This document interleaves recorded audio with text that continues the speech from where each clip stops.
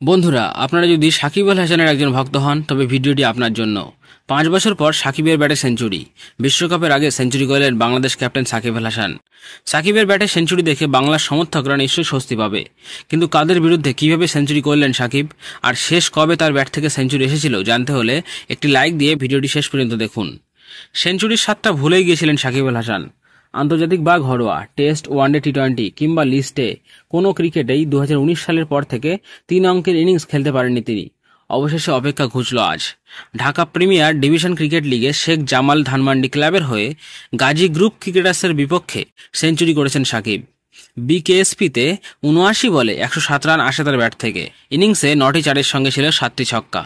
সাকিবের সেঞ্চুরিটি এসেছে এমন দিনে যখন চট্টগ্রামে জিম্বাবুয়ের বিপক্ষে 5 ম্যাচের টি-20 সিরিজ শুরুর অপেক্ষায় বাংলাদেশ দল।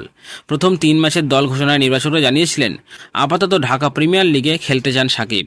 এবারের লিগে শেখ জামাল ক্লাবে যোগ দেওয়ার আগে সাকিব খেলেছিলেন 4 ম্যাচ। আজ পঞ্চম ম্যাচে মাঠে নেমেই ঝোড়ো ইনিংস খেলেন, অথচ শুরুটা করেছেন ধীরে। 29 বলে 21 রান তোলার পর হাত খোলা শুরু করেন মাসুম খানকে লং অফের ওপর দিয়ে 6 মেরে। সেখান থেকে 50-এ পৌঁছান 43তম বলে।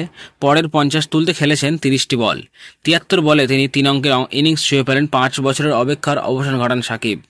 লিস্টে ক্রিকেটে এটি তার 10ম সেঞ্চুরি, তবে ওয়ানডে 9 সেঞ্চুরি বাদ দিলে ঘরোয়া 50 ওভারের ক্রিকেটে এটিই প্রথম।